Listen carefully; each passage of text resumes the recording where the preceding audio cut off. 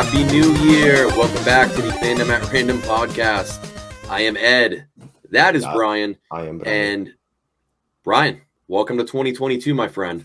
Oh man, what a way to kick it off, right? with the second annual Fandies. Yeah, we have the Fandies today, our annual, however you want to say it. Our annual Fandom Award show. So pretty much take the Oscars, the Grammys, the Emmys. This is the fandom version of that, where we go through all of the best and some of the worst of 2021. I'm excited, Brian. Are you excited?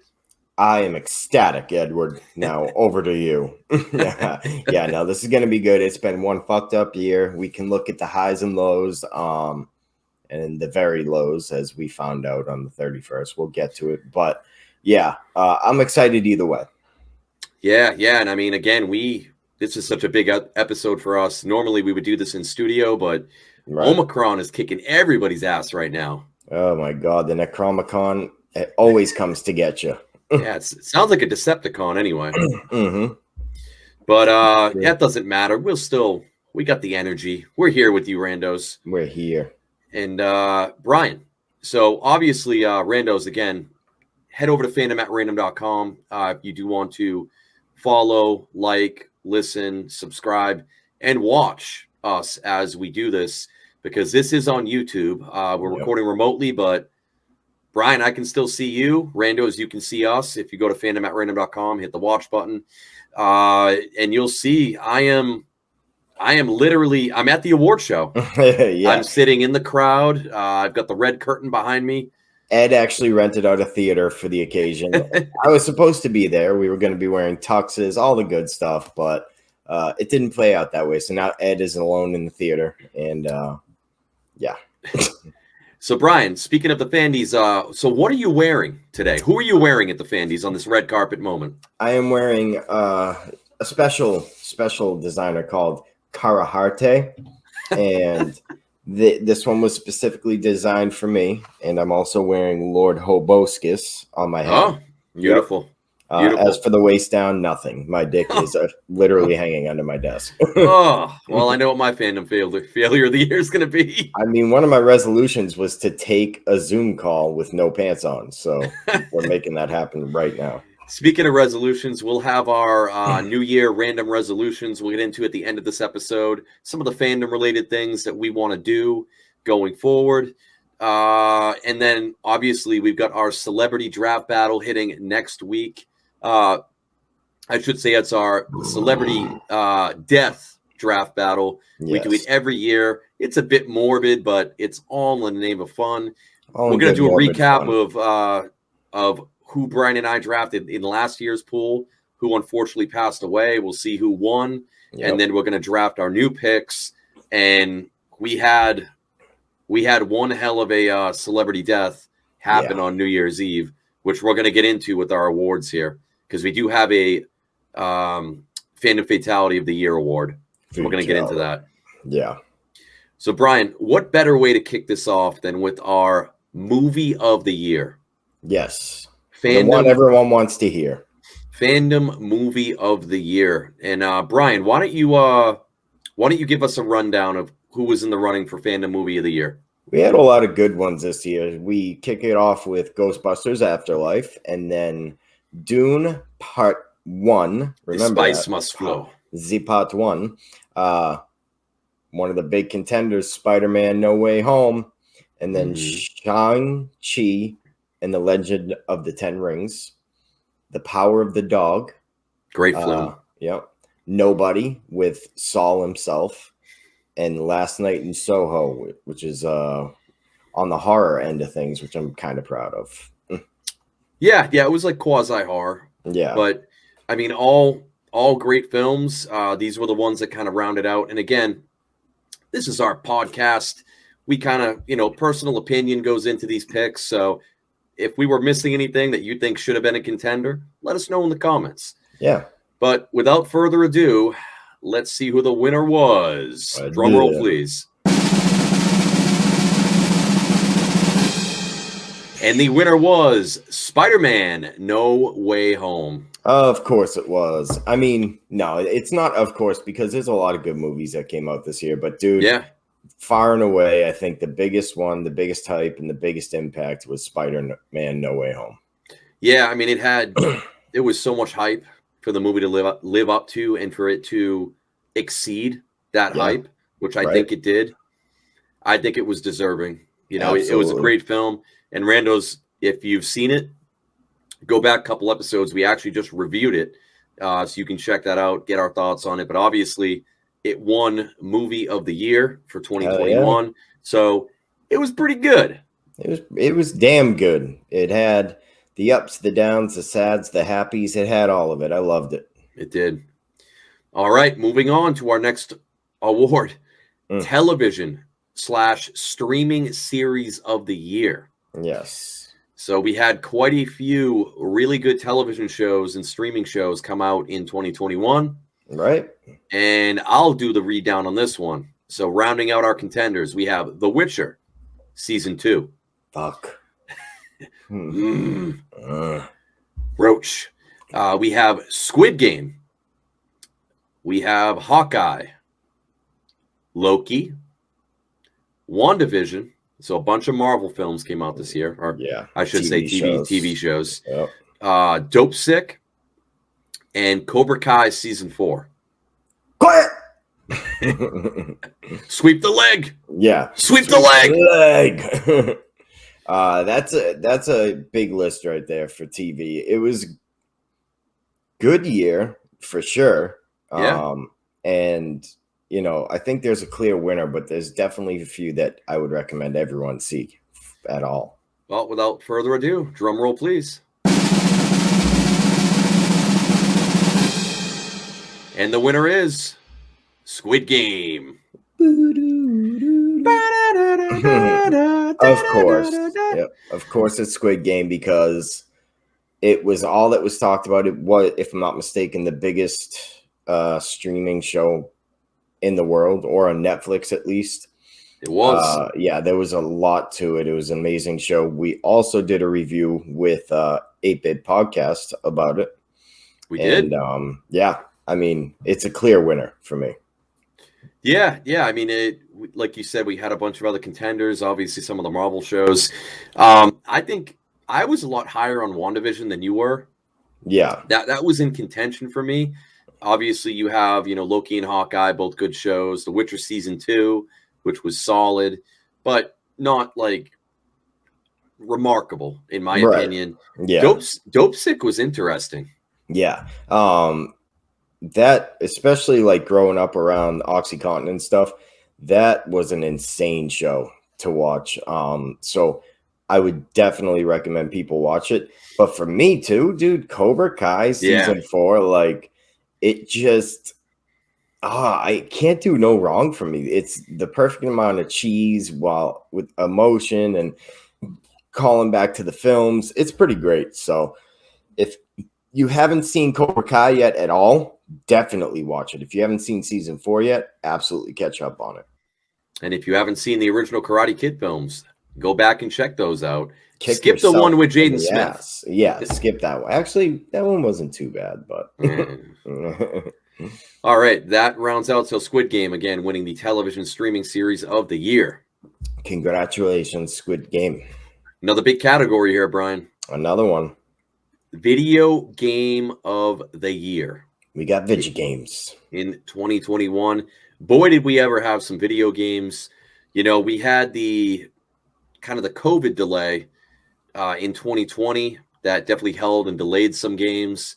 Yeah. And, through the pandemic, and unfortunately, we're still very much in the pandemic, but one of the big ways people could escape was playing video games. So yeah, dude, this was this is such an important category. Video games are they make a lot of money and they bring a lot of people together. So especially Brian, nowadays. Oh yeah. Brian, why don't you go ahead and give us the list here? Who made contention? Yeah, so it's a pretty diverse list here. We start off with a Halo Infinite. Now we can say the whole game because the campaign and multiplayer is officially out. It Takes Two, Resident Awesome Evil. game. Yep, Resident Evil Village, another awesome game. Forza Horizon 5, which is the creme de la creme of racing games. Mm-hmm. Metroid Dread, Returnal, and Psychonauts 2. I mean, unbelievable contenders in this category. I mean, Yeah. you could definitely go a couple different ways. And I guess it really comes down to what kind of gamer you are and what you're into. Mm-hmm. But I mean, for me, there was a clear-cut winner because it's all I've been playing since it came out. Right. And I mean, drum roll, please. Halo Infinite. Yep, absolutely. Halo Infinite is our winner. Yeah, And some people might argue a multiplayer game winning game of the year is a little strange, but if you really think about it, we didn't have as big of a year for like major games as normal. And Forza Horizon 5, I think, was a close second, but that's it's so good. It's a niche game too. It's a racing game. So all around replayability and releasing a done game, Halo Infinite takes a spot. You know? Yeah, and it was supposed to release back in 2020. I'm glad they held off. Yeah, and released it a year later to polish it up because, you mentioned it's mainly a multiplayer game, but the campaign is awesome. Right. Yeah. I'm going through the campaign right now, and I've got a lot of hours into it. It's been really, really good. So, my other close contender was It Takes Two. Yeah, I've been playing through that with my son, and I mean, talk about if you're looking for a good co-op game, it is probably the best co-op game I've ever played. Local co-op, you have to play it co-op. That's the best thing is like it's a co-op required game, and it's best if you play with somebody who's really close to you, or like your wife, your kid, something like that. It's amazing. Yeah, and I like the fact too that the game, it deals with some heavy topics like husband and wife pondering divorce. So if you are married and you decide to play this with your significant other, and you decide to get divorced, it could either help your relationship or it could really end it, because there were some points where I'm like, dude, I'm like, just pull the switch. Yeah. Just pull the switch, go over there. Just do that. Pull it. And I'm trying to do two controllers at once, and my son's crying. I'm like, all right, we're taking a break. Yeah. Go to your room. God damn it. But everything else in here too, I mean, solid. Metroid Dread, Returnal, Psychonauts 2, all great games that came out this year. But Halo Infinite, I think, takes it. Resident Evil Village, I did a full playthrough, so if you go on our YouTube, you can check it out. I thought that was pretty good. Yeah. Hell yeah. All right. Let's get into some sadness here. Oh, boy. The fandom fatality of the year. 2021 just couldn't leave us with one more kick in the balls. Yeah, so, this is Brian and I talked. We looked out. There were a bunch of fandom-related fatalities and celebrities and people we lost in 2021, but we kind of talked about the ones that impacted us the most, or we feel had the biggest impact on fandoms. So we had John Madden, obviously football legend, Norm Macdonald, comedy legend, DMX, because X gonna give it to you. Dustin Diamond, so Screech, I mean, he passed away out of nowhere. Yeah, Dustin the Dick Diamond. Yeah. Hank Aaron, absolute baseball legend. And then, again, New Year's Eve, Jesus, Betty White, man. 99 years old, weeks away from turning 100. That's a bad omen, if you ask me, because it just says something like, you know what? Betty White was in on something, and she was like, I can't watch 2022. I'm out later, bros. Yeah. It was weird, man. It's been a weird couple years, but yeah. I mean, I don't even think we need a drum roll on this one. No. It may be recency bias, but Betty White. Yeah. I mean, it's Betty White, Yeah. The Golden Girl. The Golden Girl is now at peace, but I think that's the obvious winner, if there ever was one in this category and in life. I love it too, because she was, even She was 99. She was still so freaking funny. Yeah. Making people laugh, and she was getting pumped up for her 100-year birthday. Yeah. And they were going to do a big event here in the next couple weeks, and it's almost kind of like the ultimate last laugh of her, almost like a troll job. Like, right. New Year's Eve, all of these places have written their articles about celebrities that have died, and now last minute they all have to go in and like completely revise everything. Like, oh shit. God, yeah. But it's pretty cool. They are still going to do on her 100th birthday. I guess they're doing a big like remembrance thing for her. Yeah. So, I mean, I'll check that out. Oh, definitely. Yeah. It's a sad loss, but it was her time, unfortunately. Yep. Well, let's keep in with, speaking of losses. Yeah. Let's go with fandom failure of the year. Because we had a bunch of, we had a bunch of losers on this list. Yeah. So I'll read these ones off, Brian. Yes, go ahead. So fandom failures of the year in 2021. You had The Matrix Resurrections, the Activision Blizzard scandal, Space Jam: A New Legacy, oh boy, the live-action Netflix Cowboy Bebop, Resident Evil Raccoon City movie, and the Battlefield 2042 launch. Yes, sir. So we've got some like shitty movies, shitty TV shows, shitty video harassment. games. Yeah, I mean, sexual harassment scandals. We kind of had it all. Some pretty big fandom failures of the year. Yeah. But we talked about it, and what did we come to? Drum roll, please. And it is the Activision Blizzard scandal. Yeah, I think no matter what in the list of wrongs, diddling girls and stuff like that will always be the worst. Yeah, and we've kind of talked about this ad nauseum, but Activision Blizzard, one of the biggest video game developers in the industry, and they were just riddled with sexual harassment issues, and it sucks because it is impacting. I mean, I'm mainly more looking on the Blizzard end of it. Yeah. Who makes all of these iconic games, all of the World of Warcraft series. Well, I'm StarCraft. more looking on the victims end of it, but it's good to know that the video games are bad for you, Ed. Oh yeah. Hey, I'm the victim when it comes to the video games. Okay.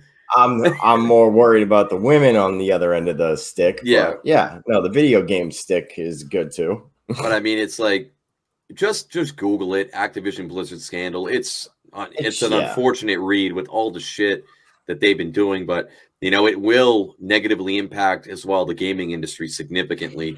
Absolutely. A lot of games we were excited about coming out, like Diablo 4. That shit's dead on arrival right now, man. Yeah, definitely. Yeah, there's a lot of shit that's going to be shit running down a hill, definitely, and a lot of changes, hopefully, in a positive way in the gaming industry. Yeah. All right, let's get into our book/graphic novel of the year. Yes, sir. Now we have to preface this with a note saying we're going off what we read what we read this year, not what came out this year, because there's not a lot of stuff we read that was brand new from this year. And I know I had one favorite from this year that didn't come out this year as well. So it just seemed to make sense to kind of make this category a sum of what we read from whenever. Yep. And again, Randos, if there's something you've read and we should check it out, let us know. Let us know in the comments. Yes, so book graphic novel of the year. Brian, you want to take this one? Yeah, I'll go through them. We got Cytonic, Brandon Sanderson. That's his new third entry in the Starsight series. And next is Stephen King's Dr. Sleep. That's one I read. That time I got reincarnated as a Yamcha. Yamcha. Yamcha. That's what I meant. And Stolen Tongues by Felix Blackswell. All right. And the winner is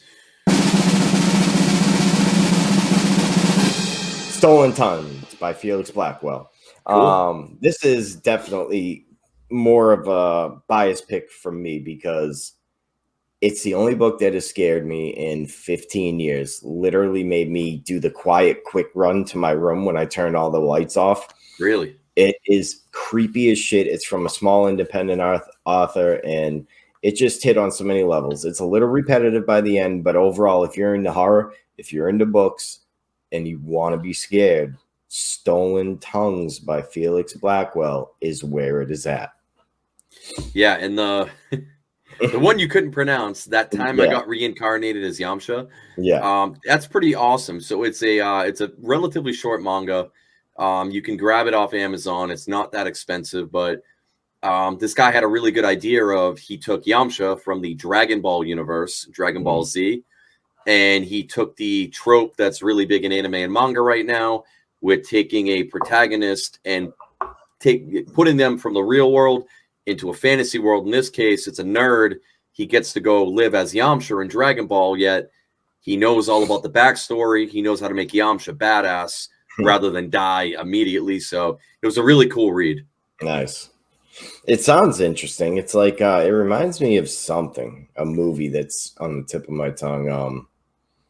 Can't come up with it right now, but yeah, it's a cool premise. Mrs. Doubtfire. Yes. Yep. No, it's like it's one of those movies where a fan of something gets thrust into the movie and he gets to play the character. I can't remember right now. All right, so moving on. So we wanted to talk about we kind of want to throw some categories in with 2022 in the thought process. So we've got some most anticipated stuff that we're looking forward to in fandom coming out in 2022. So let's talk about our most anticipated movie release we're looking forward to in 2022. Yeah, some good ones coming up. We've got some good ones. So we'll kick it off with Doctor Strange in the Multiverse of Madness, Thor, Love and Thunder, The Batman with Robert Pattinson, Vengeance, Black Panther 2, Electric Boogaloo, or AKA Wakanda Forever, Avatar 2, and Jurassic World Dominion. So some pretty big films coming out. All movies I definitely plan on seeing no matter what, but there can only be one. Yeah, a lot of random reviews to look forward to, randos. Right. And the winner is The Batman. I am vengeance. So we talked about this a bit, and why don't you give your thoughts on it? I mean, yeah, I don't know how Ed's feeling over there. Changes every day for this movie, but for me, the trailers and everything else have pointed to it being a breath of fresh air we need in the Batman universe.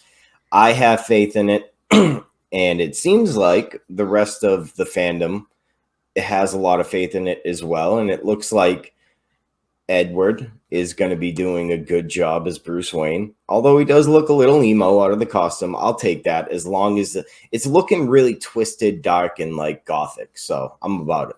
Yeah.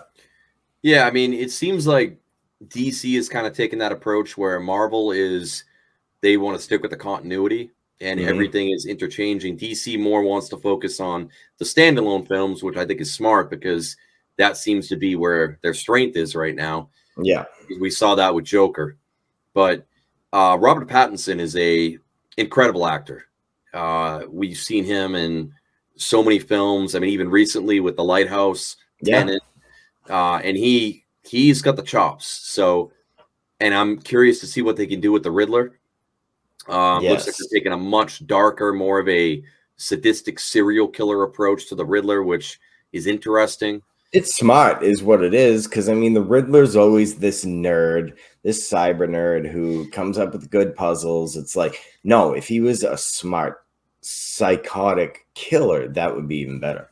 Yeah, I think at least what I read, they were also taking cues from almost like Son of Sam. Yeah. Where Son of Sam would leave the letters and the cryptic notes for the police because he, in a way, wanted to get caught, but or the Zodiac killer. Zodiac killer as well. Yeah. So I'm looking forward to it. And then everything else, man, a bunch of great Marvel flicks coming out. Yeah. And even Jurassic World Dominion, like those movies haven't been amazing, but they're good popcorn flicks that are worth a watch for sure. Avatar 2 is the other big one where, the original Avatar by James Cameron, it broke a shit ton of records with people going to see it. And it, obviously, I mean, going to see that shit in IMAX was like otherworldly. Right. And, if James Cameron's pretty good about like pushing the envelope on what is possible in film. So I could see Avatar 2 doing the same. So I'm excited for that too. Yeah. All right, Brian, it's time. Most anticipated game release, video game release in 2022. We had a cage match over this. Barbed wire, ladders, all that good stuff. Yep. So you want me to read these off or you want to go for it? Yeah, you can read these ones off. All right, we've got Elden Ring. Yeah. Dun, dun, dun, dun. Horizon Forbidden West. Starfield. God of War Ragnarok. The Legend of Zelda Breath of the Wild 2. Link's Boogaloo. And Hogwarts Legacy. Yeah, a lot of good ones coming out. That's for damn sure. And the winner is... It's a tie. Yeah, it's a tie. It's a tie.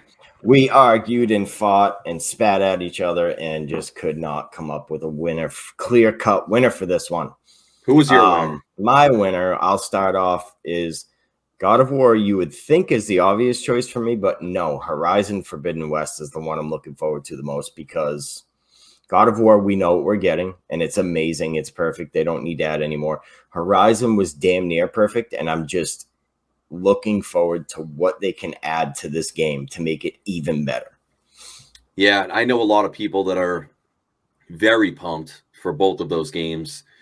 I mean, honestly, all these games are so highly anticipated. I mean, most people listening, if you know by now, I'm a Dark Souls addict. I love everything From Software puts out, and that's why I've been looking forward to Elden Ring. They're calling it their swan song, kind of the spiritual successor to Dark Souls. So everybody would assume that's my pick. It's actually not. Yeah, it's Hogwarts Legacy. And a lot of this is stemmed from, I've always been a huge Harry Potter fan. We just had the 20th anniversary documentary come out on HBO. I watched that on New Year's Day.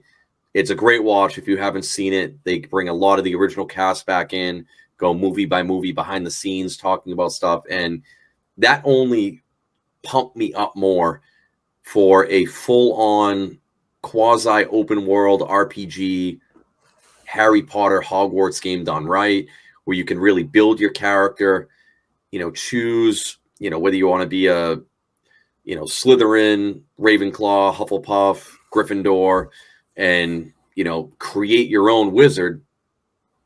And I harken back to, I remember there was like, they released a bunch of like PlayStation 2 games with Harry Potter, and they were awesome, like running around Hogwarts and doing all that shit. But it's kind of rose-colored glasses, because then you look back and watch the video and look at it now, and it's like, my God, that looked like shit. Hagrid looked like Leatherface with his face stretched down across the fucking. Yeah.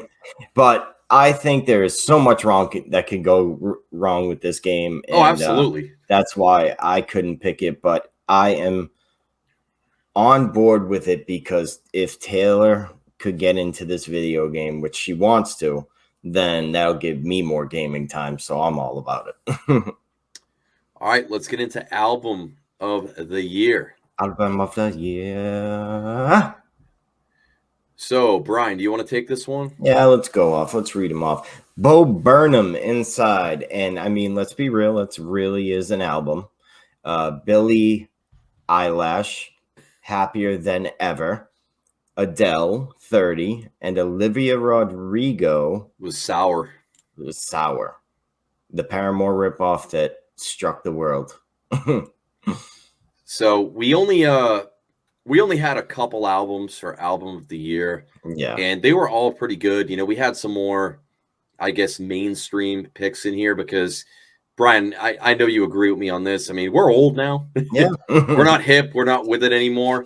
I go Speak for back and yourself, but yeah. I go back. I'm listening to like 2000s early like emo and hardcore, and Right.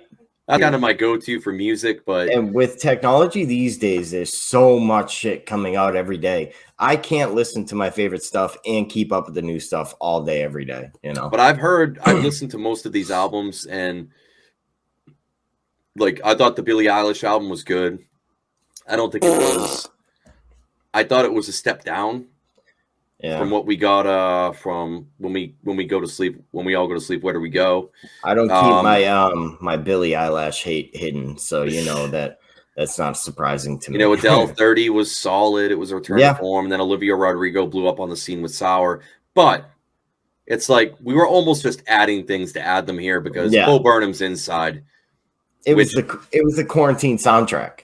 It was. I mean, if anything could have summed up what everybody was feeling in a, you know, this is funny too because we're giving this album of the year, even though it's technically a special. Yeah. You know, initially we had this in movie of the year, but then we were like, you know what? I don't know if we can really call it a movie.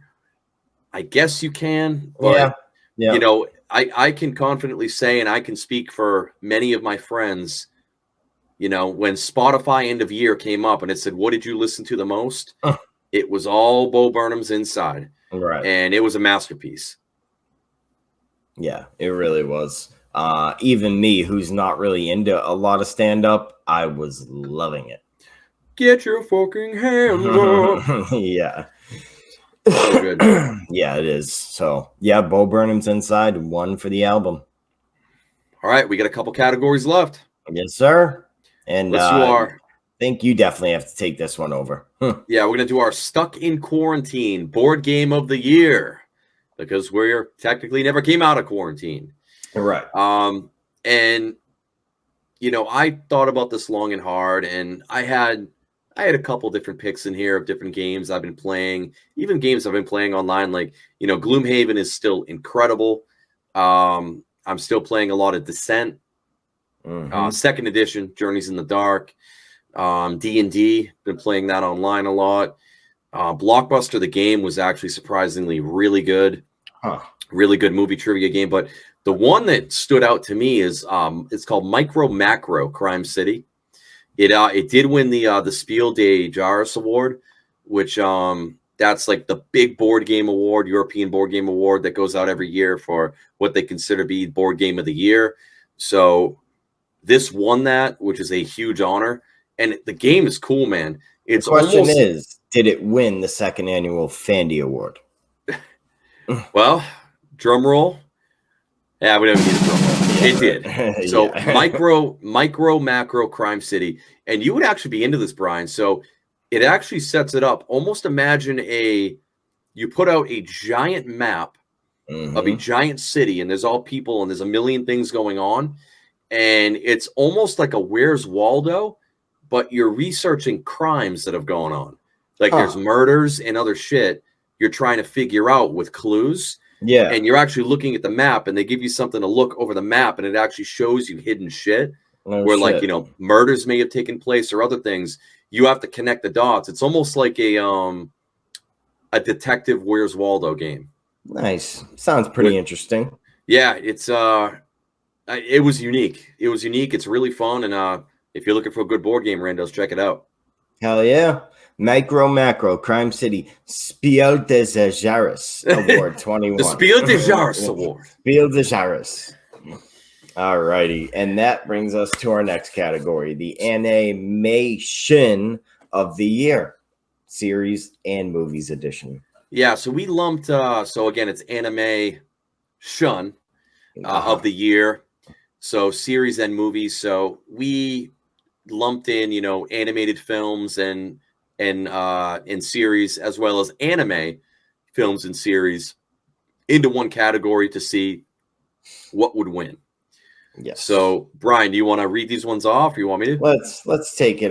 Yeah, I'll read them off. We got Arcane, League of Legends, Attack on Titan, the final season, part 1, and then Demon Slayer, Mugen Train, Toot Toot, season 2.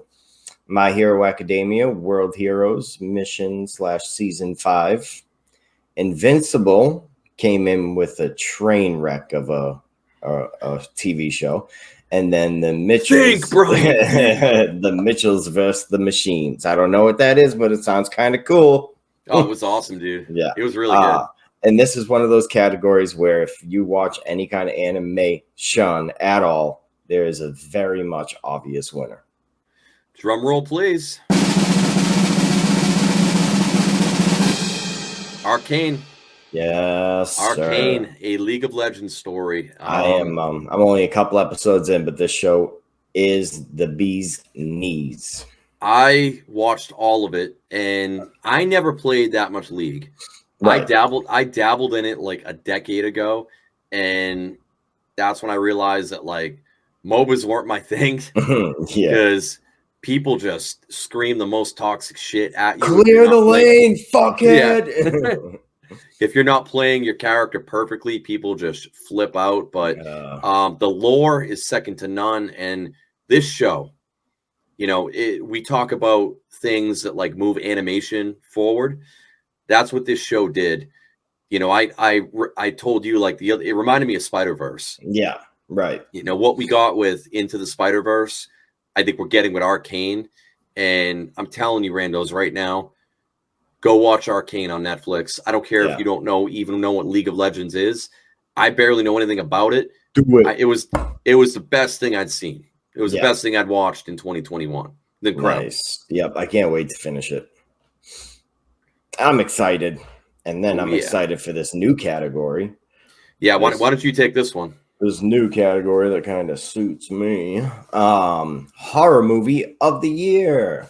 We had a really good horror year, I think. There was a lot of good ones, and I'm going to go over these for right now. Antlers is a little known horror movie, but amazing. Halloween Kills is definitely the most hyped horror movie of the year. Last Night in Soho. Malignant was my biggest surprise of the year. And then Don't Breathe 2 and Candyman. Now, Candyman.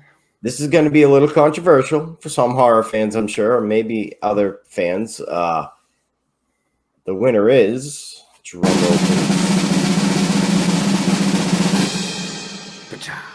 Malignant.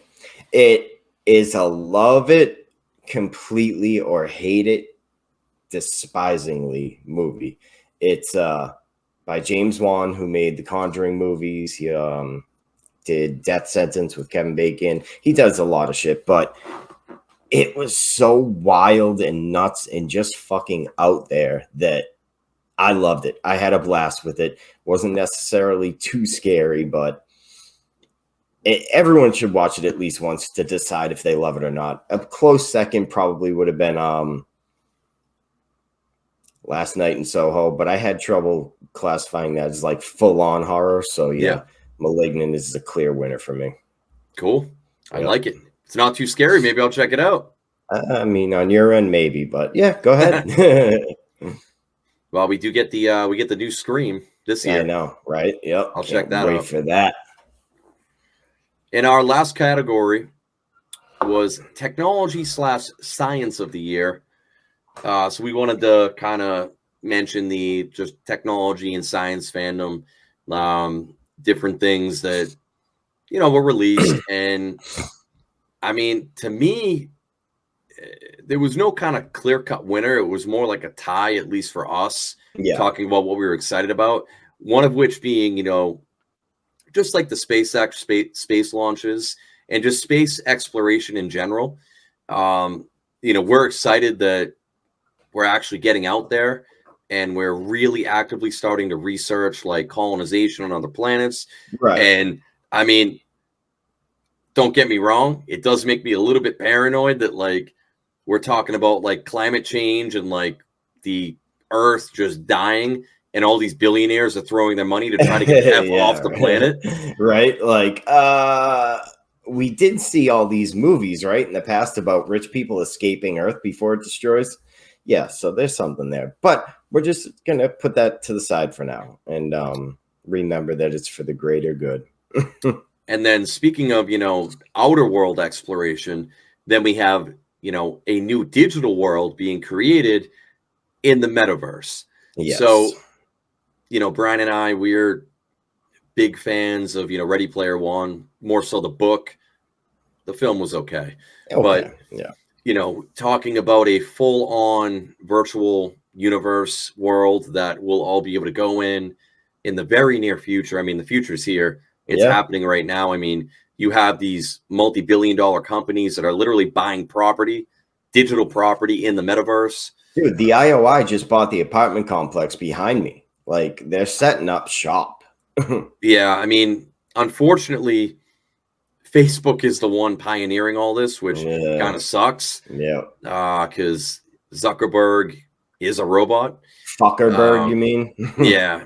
So, I mean, we'll have to wait and see what happens. But if they can get it to the point where it's like the Oasis, where, you can literally slip on a VR headset and, you've got your haptic suit, haptic feedback, and you can literally just go into another world. It's going to be pretty cool. It will. And maybe scary. Once they can overcome the motion sickness thing, I think I'll be ready for the metaverse too. All right. That about sums up our categories for the Fandies. That is the Fandies, ladies and gentlemen. So again, we had movie of the year was Spider-Man No Way Home. Television streaming series of the year was Squid Game. Video game of the year was Halo Infinite. Fandom fatality of the year, Betty White. Fandom failure of the year was the Activision Blizzard scandal. The book / graphic novel of the year was Stolen Tongues by Felix Blackwell. Most anticipated movie release in 2022 is The Batman.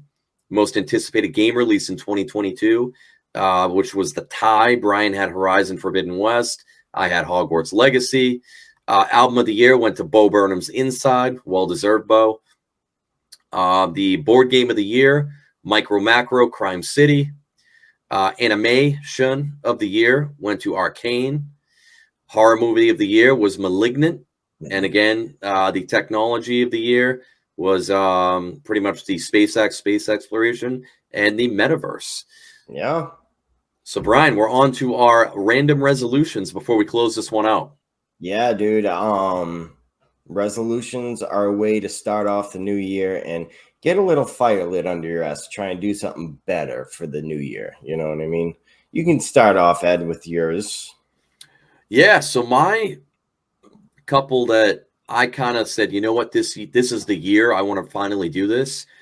One is voice acting. I've talked about it. I've talked about it on this podcast for many years. It's always been a huge interest of mine to actually get into trying to get into voice acting. Yeah. I've always had a dream of either doing voiceover work in, anime, video games, anything of that nature. So I'm actively looking into taking some classes online. Wow. And who knows, maybe in the next couple of years, you'll hear this voice. Hell yeah, on dude. Something. I mean, you know what I've always said, that you have a face for radio and a voice for acting. So I think you're good, dude. No, I mean, you have the movie phone voice, and that's why this podcast is what it is, because you got a good baritone. You know what I mean? Oh yeah, so I can see it happening. I've had people tell me that, it's like, hey, you sound like you have a voice for radio, and I'm like, oh, well, I co-host a podcast, so you're not too far off. Yeah, right. And then the other one was hopefully to get more just into Dungeons and Dragons, and I'd like to actually try DMing, so being a dungeon master on a campaign. I've always been the player, but never the DM. And this year, they've been teasing it. They've actually partnered up. Dark Souls is coming out with 5th edition version of pretty much, it's going to follow all the 5e D&D rules, but it's going to be in the Dark Souls universe. So you can full on play D&D, but it's all Dark Souls. So one of my two favorite things coming together. So I'm all about it. That's awesome. I mean, yeah. So one of mine, I actually kind of followed you up on it, is starting a D&D campaign, period, because I've always wanted to. We've always talked about it, and I never have. So perfect. If I could get in on a D&D campaign, that'd be fucking awesome. Well, that matches up with mine well. Hell yeah. And then I also started a novel a while back and stopped, and I'm hoping to finish that by the end of the year. Really? Yeah, a little horror novel. It's a cool premise, but I'm very early in the stages of it, so I'd like to get further into that. Cool, man. Yes, sir. Writing novels and shit. Look at you. I'm trying. I mean, it's like, we'll see how it is. I'll have to have somebody read the first page. Well, I'll proof it for you. Okay. Yep, that sounds good. Hey, and if you need somebody to do the voiceover work when you're trying to pitch it, hell yeah, I'll have you okay. I was gonna. Does it have a working title yet? No, not yet. There's some titles that I use to save the document, but not actually call it. All right, well, stay tuned, randos. One is finish this fucking book. The next is hurry up and type. Things like that. All right, randos. Well, that about sums things up. Again, yes. We appreciate you guys following us all year long as we continue this journey. It's so fucking amazing to have everybody watch us, listen to us. Hopefully you guys had a great 2021, better than a lot of people, or we hope. Yeah, I mean, our slogan of 2022 is, "Hey, it can't get worse." I think that's what we said for 2021 too, and it got worse. It got worse. But that, randos, thank you again, and we hope you like the Fandies. We'll be back next week with our celebrity death pool. The Reaper has come. Later, randos. Later.